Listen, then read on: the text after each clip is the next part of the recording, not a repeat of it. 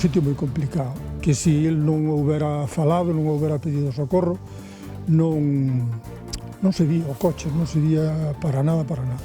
Realmente penso que quen máis se salvou foi el mismo, por a forza que tiña despois de levar ali horas. Estaba moi desorientado, movía moitos brazos, tiña un pau na mão, un pau pequeniño que tropou ali, non sei que facía con el, e levaba ali tempo. El saliu por a ventanilla do coche, porque a porta do coche non abría. Eu ou calquera, non sei se sería capaz de aguantar moitas máis horas. Se ten que pasar outra noite, seguramente non fará capaz. Boas tardes, benvidos ao Galicia Noticias deste luns 4 de maio. O condutor accidentado que localizou este veciño de Xunqueira de Espadanedo recupérase no hospital tras botar 24 horas a intemperie. Foi, sen dúbida, a milagre da fin de semana. No concello lugués de Chantada, o detido por agredir presuntamente dúas persoas empregando un machado e unha botella de cristal pasou á disposición xudicial. Foi hai escasos minutos cando os axentes o trasladaron para prestar declaración ante o xuiz. Segundo varias testemunhas, todo comezou cunha forte discusión en plena rúa que despois seguiu cunha segunda liorta nunha cafetería da localidade. Dúas persoas resultaron feridas e tiveron que ser trasladadas ao hospital. Axentes da Garda Civil perseguiron o agresor polas rúas da vila ata que lograron reducilo. As primeiras investigacións apuntan a un asunto de débedas como orixe do incidente. Que estaba asustada a rapaza que vai aí porque empeza ás 6 da mañá a traballar, que teñen medo, que viu os gardas, como coa pistola en man, correndo detrás deles, e que parece ser que había sangre, que se diran golpes e que había sangre. Si, comentáronme eso. Era moi comentado onde pola mañá. E que xente que ten medo. Non me dou tempo a ver a nadie, e mira que eu senti o golpe, e xa baixei. Xa me puxen por aí, xa baixei para baixo, e desde aí gritei así. E eu, quen anda aí? Cabróns, hijos de puta. Pois me decía, cabróns, hijos de puta, caca andades. E cando cheguei aquí abaixo tiña a porta rota, tiña todos os zapatos que estaban ali en caixiñas tiradas, pero aquí xa non había nadie. A que fala é unha veciña de Boiro de 77 anos. Evitou o roubo que uns ladróns pretendían levar a cabo na súa vivenda. Escoitounos e lonxe de asustarse fíxolles fronte. Eles fuxiron sen o botín, iso sí, deixaron numerosos estragos ao seu paso. 3 días despois da rotura da tubaxe da auga que anegou o centro de Pontevedra, hai veciños que aínda non puideron sacar os coches do garaxe nin acceder aos seus rochos. Mellor sorte correron os negocios da zona que hoxe puideron abrir con normalidade, a costa, iso sí, de traballar arreo para conseguilo. E o supermercado tuveron que pasar fatal, porque entroulles a agua, o barro, foi horrible, tuveron de madrugada xa xente limpiando para poder abrir, pasaron a mal. Vai ser o maior mural artístico de España e poderase visitar aquí, en Galicia. Vexan. A muralista Lula Goce afronta en Baiona un dos seus grandes retos. Unha obra de gran formato que está a transformar o espigón do porto desa localidade pontevedresa. Emprega pinturas especiais e ten case medio quilómetro de lonxitude. Na obra, alusións á historia, a ecoloxía, os soños e as vivencias dun pobo moi vinculado ao mar. Os nenos que están soñando un pouco o seu entorno, non? E o que é a doca. Entón, hai de algún xeito alusións á historia, pero tamén ao mar, ás vivenzas da xente do mar, a memoria histórica do pobo.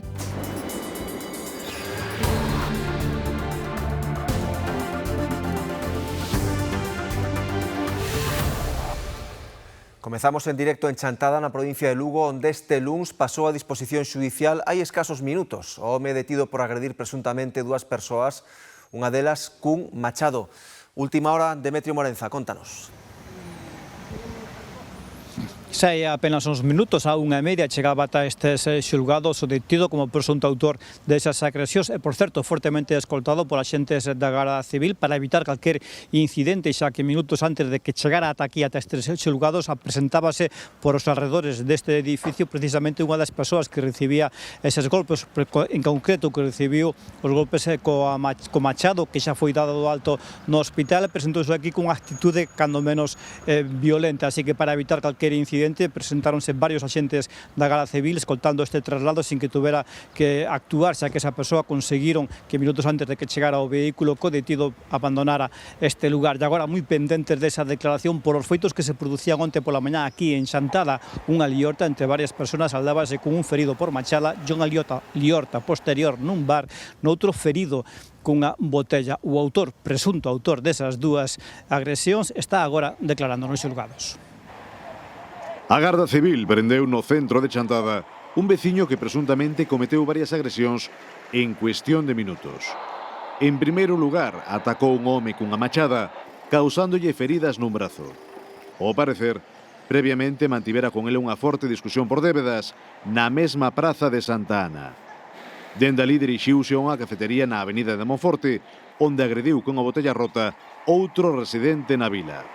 Unha vez alertados, ata o lugar desprazáronse varios axentes e máis unha ambulancia que trasladou as vítimas ao Hospital de Monforte. Vou tomar todos os días café aí ao Manis e me comentaron eso, que estaba asustada a rapaza que vai aí porque empeza ás 6 da mañá a traballar, que teñen medo, que viu os gardas, como, coa pistola en man, correndo detrás deles, e que parece ser que había sangre, que se diran golpes e que había sangre. Si, comentáronme eso. Era moi comentado onde pola mañá. É que a xente que ten medo.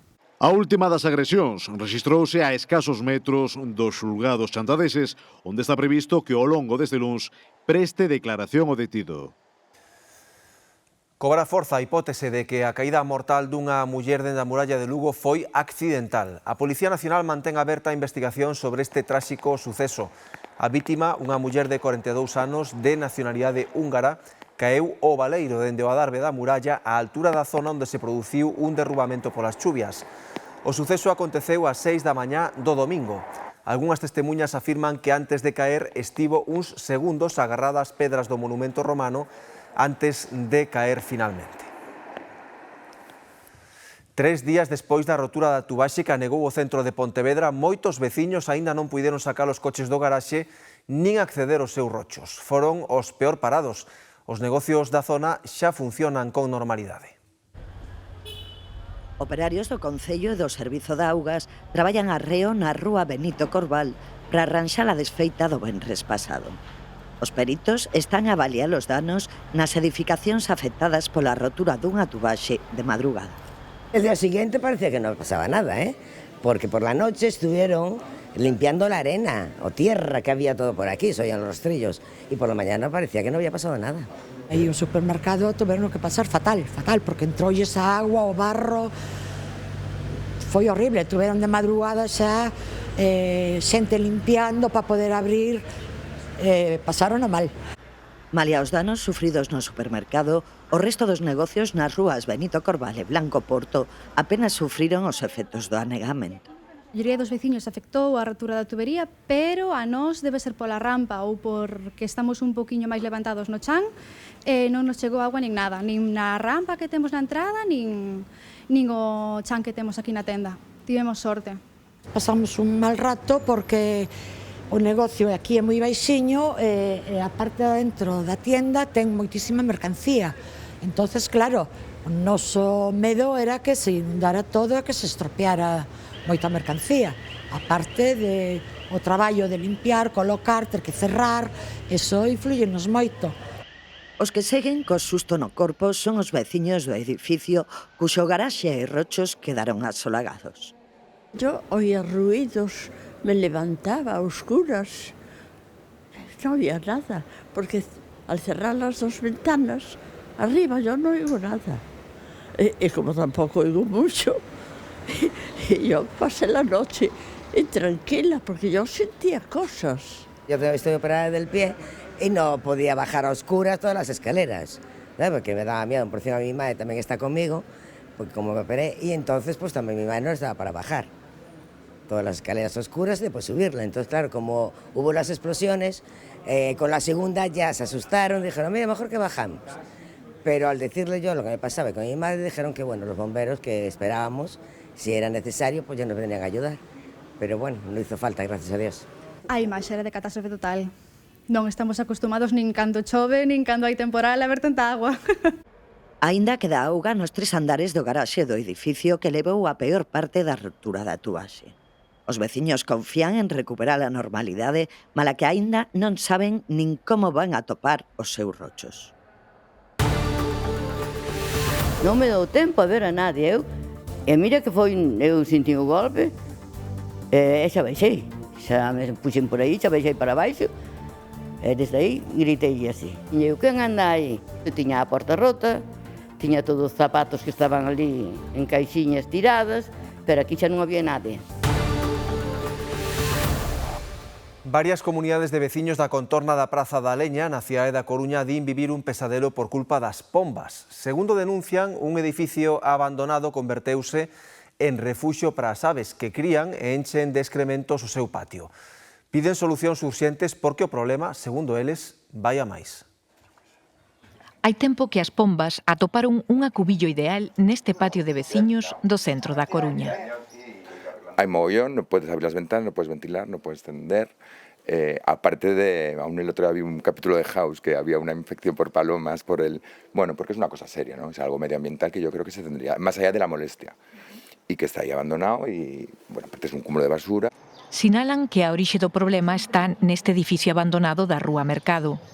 A súa uralita serve de refuxio para as pombas, que viven, morren e crían sobre os seus tendais. Se reproducen aí mesmo, se mueren aí, hai mal olor de la heces que echan y aparte de los pichones que se mueren también y mucha humedad. Peste de todo el estiércol que tienen aí ellos, non se puede estar del mal olor. A forma irregular do patio dificulta a colocación dunha malla paxareira, tal e como se fixo noutras comunidades. O resultado, unha cidade dormitorio de aves, un pombal urbano onde os que non descansan son os humanos. Viven aquí todas, las que van a Campo da Leña, las que van a San Agustín, las que les dan la gente de comer, y de noche vienen aquí. Si vienes por la madrugada o es el festival, vienen ya cansadas, bien hinchaditas, y cada vez hay más, porque las plagas van a más. A desesperación medra entre os veciños. Xa denunciaron a situación ante o Concello e obtiveron resposta, pero non solución. Y nada, haces la solicitud, y 6 meses después apareció una persona de una empresa que está subcontratada, imagino que lleva el Concello estos temas, y se asomó y dijo que bueno, que lo veía grave, pero que no, como era terreno privado, era una parcela privada, que no podían intervenir. Que hay un edificio abandonado ahí, que la persona que tiene acceso ahí no está ahí, no hay por donde entrar para limpiar. Yo tengo 4 niños chiquitos ahí. Séntense impotentes ante o avance do que consideran unha praga e piden que alguén lles axude a controlar a proliferación destas molestas veciñas. E van ver agora o singular tirapuxa que manteñen en Lugo os curiosos e a empresa que executa as obras de humanización do Carril das Flores, a vía de entrada á cidade do Camiño Primitivo. A empresa colocou lonas rodeando a obra e os curiosos fan furados para ver a evolución. A empresa repáraos e volven a aparecer novos ocos na tea. Iso sí, os lugueses están satisfeitos co resultado da remodelación. O Carril das Flores é a vía de acceso á cidade de Lugo do Camiño Primitivo. A zona estáse transformando para darlle unha imaxe renovada e as obras de humanización suscitan moita curiosidade entre os lugueses. Por seguridade, a zona de traballo está rodeada dunha lona verde, pero a curiosidade pode máis que a prudencia e a diario aparecen furados na tea. Malia que a empresa os repara, os curiosos volven a abrir novos buratos. Porque la gente hace agujeros para verlas y las cosen y vuelven a hacer los agujeros. La curiosidad siempre me va a hacer agujeros. Sempre, vimos algún facendo. Yo no los hago, Pero esos son a xente mayor que se dedica a seguir las obras. Yo no, desde luego. Y a ver, cualquier obra siempre invita a curiosear. As obras de humanización de Montero Ríos e o Carril das Flores pretenden eliminar un dos puntos de maior deterioro urbano da cidade. O resultado, polo momento, ten o beneplácito dos lugueses. Aquí en pleno centro ya estaba muy mal. Esta zona era un poco fea y ahora a ver si ya le dan un poco de vidilla y queda mucho mejor. Porque también es la entrada del del Camino de Santiago. Entonces sí que es bonito por lo menos que vean algo que haga justicia a Lugo. Esta empezaron rápido e parece que vai a bon ritmo, non? Pero, a ver, esperemos que todo quede ben e que sepa mellor. O proxecto ten un prazo de execución de 10 meses.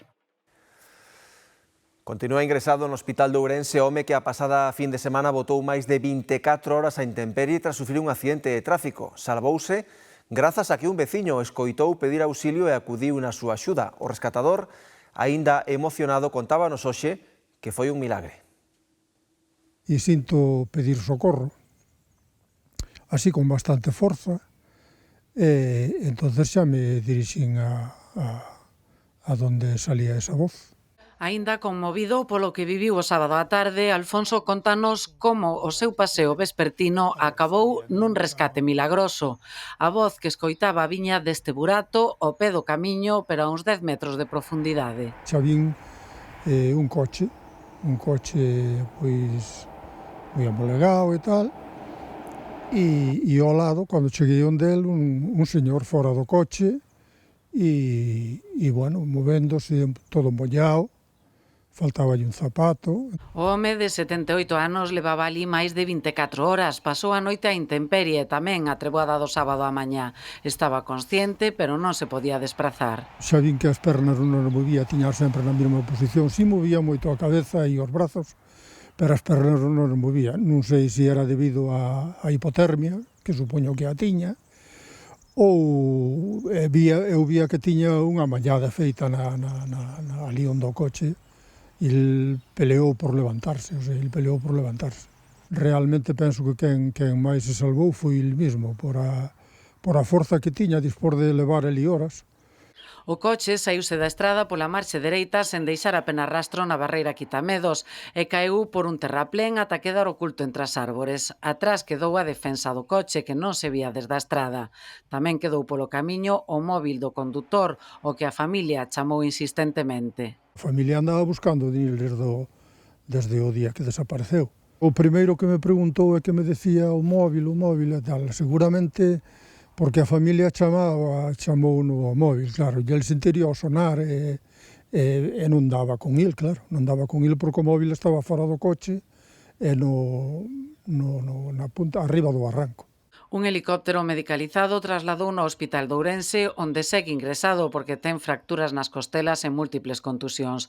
Salvouse, pensa Alfonso, de milagre. Digo, é un pouco milagroso porque se non chegou a pasar por ali e eu ou calquera non sei se sería capaz de aguantar moitas máis horas. Se ten que pasar outra noite seguramente non fora capaz.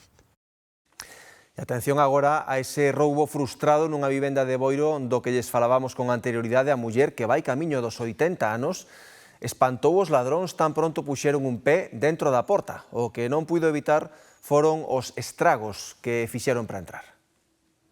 Machada, a horquilla, a machada estaba lá abaixo. E o bolsinho. Alá, aí ten as armas que usaron os señores. Estiveron pouco finos, golpe na porta coa machada de picar a leña e así como entraron, Marisa saltou da cama. Sentí un golpe, como son así bastante baixei abaixo, baixei por las escaleiras, cando cheguei aí, vin a luz encendida e dixenlle, quen anda aí? Cabróns, hijos de puta, caca andades. Faltaronlle pernas para correr. E cando cheguei aquí abaixo tiña a porta rota, tiña todos os zapatos que estaban ali en caixiñas tiradas, pero aquí xa non había nadie. Se faltábamos nada máis cos 3 pares de zapatos, non lle dou tempo a coller nada máis. Os tenis que tiña para ir ás excursións. Estaba soa na casa, pero non é muller que se amedrente. O fago de frente. A cansei, Eu, co xenio que teño, doulle a calquera. Xaia nos enfrontou a un veciño por algo parecido, e iso que non era por algo seu. E non se dá vergonza andar a roubar de noite, home. E díxeme, non levo patatas, señor, pero que levas? Verdura. Levo verdura. É igual, veñes a roubar, que non é túa. A noite antes de entrar na de Marisa probaron fortuna nunha casa deshabitada, non moi lonxe. E arrancaran todas as ventanas e as portas. E ás 6:20 da mañán tiñanas ao lado de aí dun muro, bueno, veo a Guardia Civil, sacaron fotos e todo, e ás 7:30, que xa marchamos, xa as tiñan botadas o que é o monte, supuestamente para avisarían unha furgoneta ou un coche para traer. As ventas están de volta no sitio, pero o medo que non ten Marisa imponse entre a veciñanza. Tranquilo, en ningún lado se vive vendo estas cousas. En 2 días, dúas cousas desas, pero bueno, a ver. Teño medo en todos os sitios xa, agora, porque teño os anos, estou inválida e non podo defenderme. Como non teño medo? Ao menos desta volta o esforzo dos ladróns quedou sen recompensa. Nos últimos tempos, facer 10.000 pasos ao día semella que se converteu nunha especie de fronteira simbólica da saúde. Se os fas, estás poñendo todo da túa parte para vivir san moitos anos. E se non os fas, aumentas o risco de padecer enfermidades que reducen a longevidade. Pero é iso certo? De seguida tratamos de respostar a esta pregunta aquí no Galicia Noticias. Que non pode pretender unha persoa que mellor vende estar sedentaria por calquer circunstancia da súa vida querer facer 10.000 pasos o primeiro día porque ten que chegar, non, marcando co reloxo eses 10.000 pasos. Hai que empezar progresivamente, cada día un pouquiño máis, e seguramente, sen darse conta, vai acadar os 10.000 pasos e incluso máis. O verán está cada día máis preto e por iso na Coruña xa lle din adeus á duna de Riazor. Hoxe comezaron os traballos de retirada desa montaña de area que serve de protección fronte aos temporais do inverno.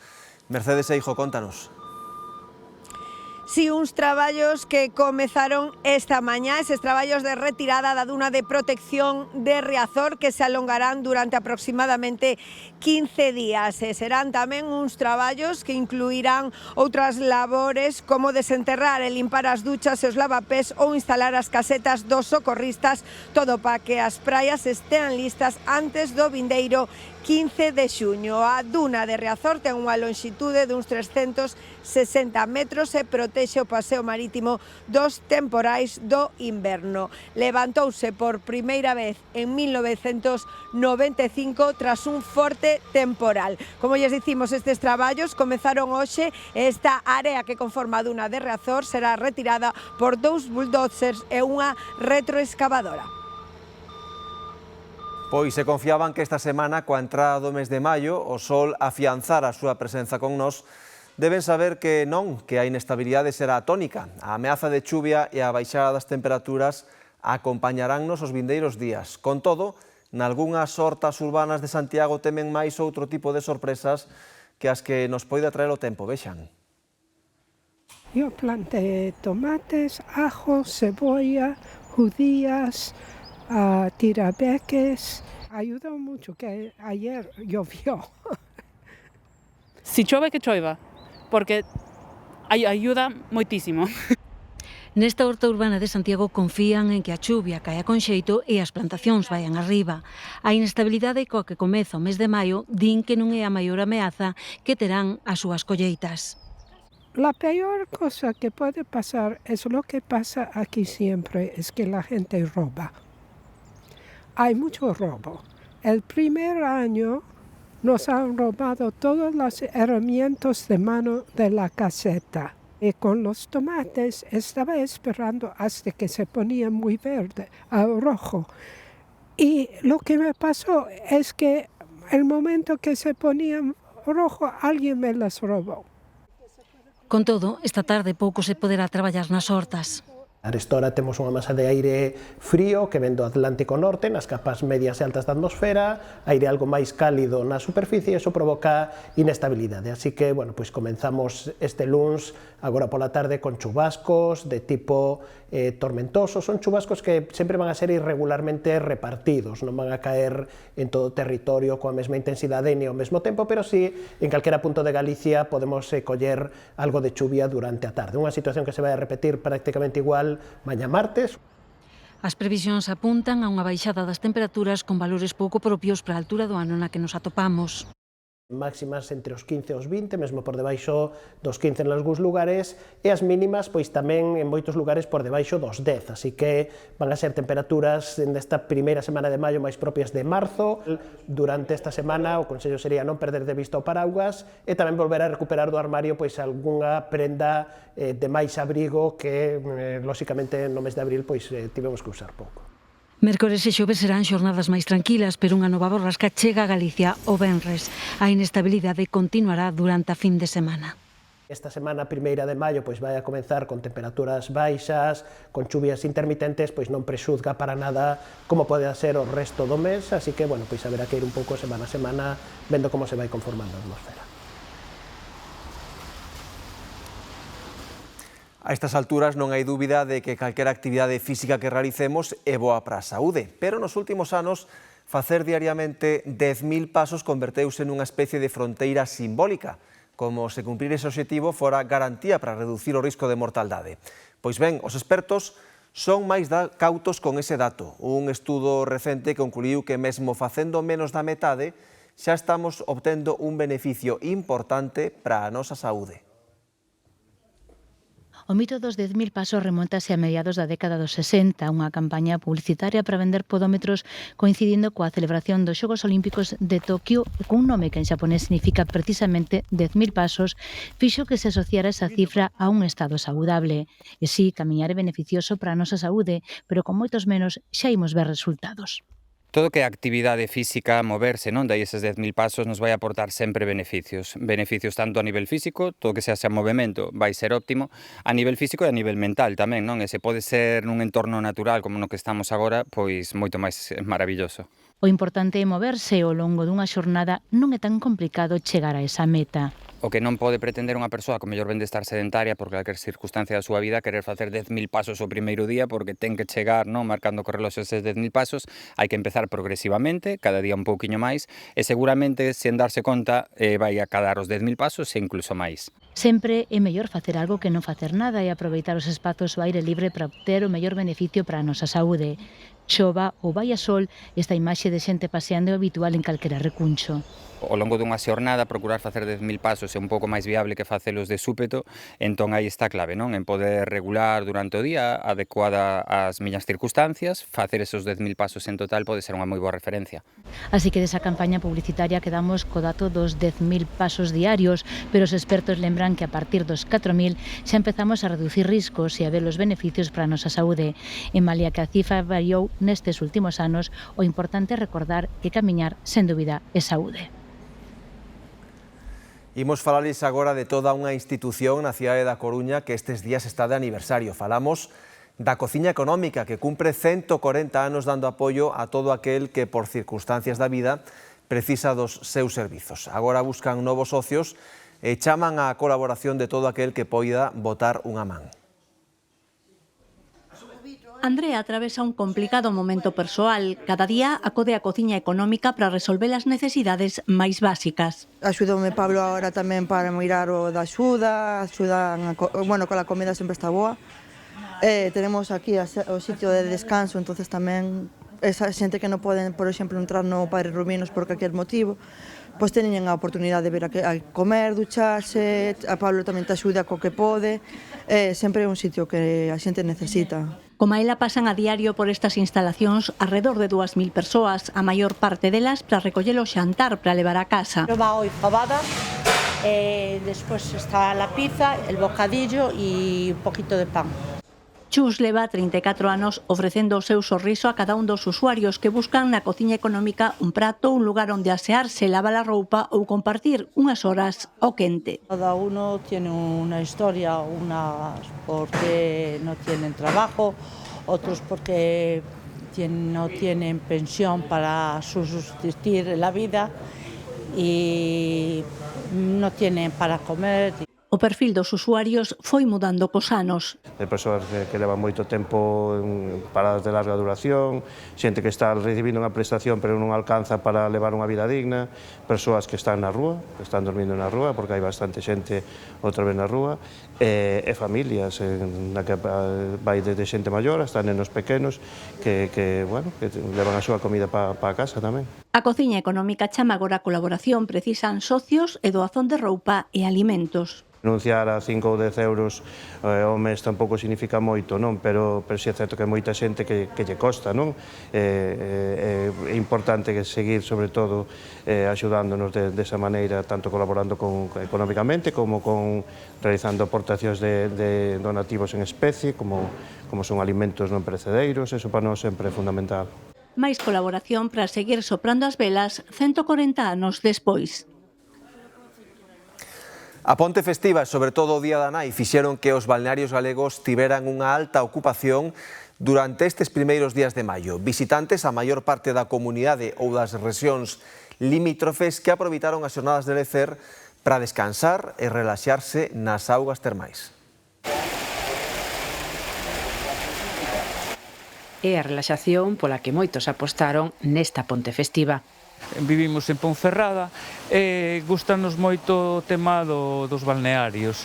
Este en concreto xa estuvemos fai 2 anos e agora repetimos porque nos parece que é un marco incomparable estar aquí ao lado do Miño. Para descansar, basicamente, porque despois de todo un inverno infernal de moita choiva, moito frío, moita humidade, pois o corpo pedía calor, pedía sol, e o Día da Nai tamén é un bo regalo. Un bo agasallo que encheu piscinas e espazos de tratamento en moitos balnearios. Entonces, qué mejor momento para estar con ellos aquí disfrutando un poco de la tarde y del buen lugar. É un agasallo para túa nai. Sí. Que bien merecido lo tiene. Hai moito agasallo polo Día da Nai? Moito, cada vez máis. Cada vez regálase máis momentos, máis que obxetos. Tratamentos específicos, vale? Tanto de pel, algúns de benestar e beleza, pero fundamentalmente terapéuticos. A maior parte dos que apostaron por esta opción de lecer son da comunidade ou lugares próximos. Gente que viene a pasar el puente, el festivo del Día de la Madre. Entonces es un fin de semana importante. Algunos vienen en tren, entonces vienen de muchas partes, más de proximidad, mucha familia, con niños.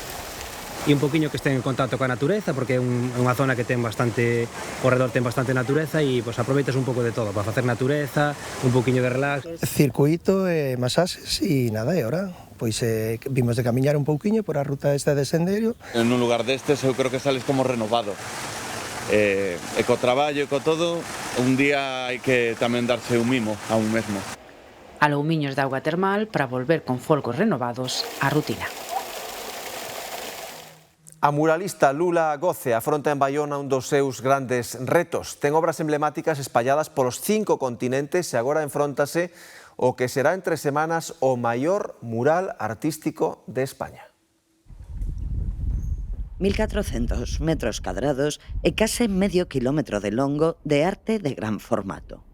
Lula Goce está a converter este espigón do Porto de Baiona no mural artístico máis grande de España.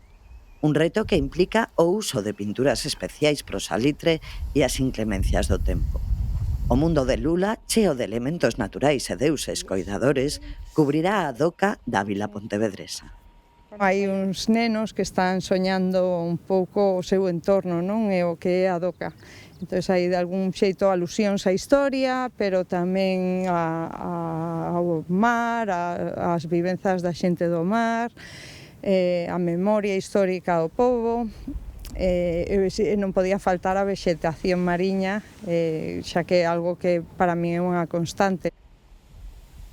Este espigón xa foi diseñado no seu momento a través dos patróns do chan, entón ese xeito de doblar o debuxo do chan na parede me gustaba porque incluíamos tamén o chan, entón se converte en algo xa máis 3D, máis que simplemente eu chego pinto un mural, non? Lula pasou moitas horas aquí durante a súa infancia e xuventude e no proceso creativo contou coas suxerencias dos veciños e do que representaba este lugar para eles e para a historia da vila. Conta con 4 asistentes para reflexar o seu mundo cheo de símbolos.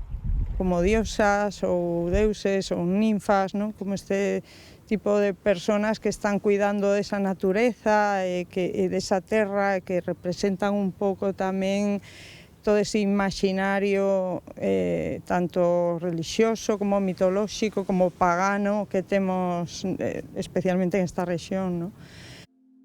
Acostumada a todo tipo de retos, a artista baionesa ten obras de gran formato espalladas por todo o mundo. Xapón é maravilloso, Qatar, o sea, a verdade é que os choques culturais son tamén brutais, non? E o bonito arte urbana é que sexa aquí, sea en Xapón, é un arte internacional, é unha lenguaxe internacional. A arte urbana en este momento está en esa fase na que necesita expandirse un pouco máis alá de facer un debuxo nunha parede ou algo máis temporal e poder crear un entorno máis habitable.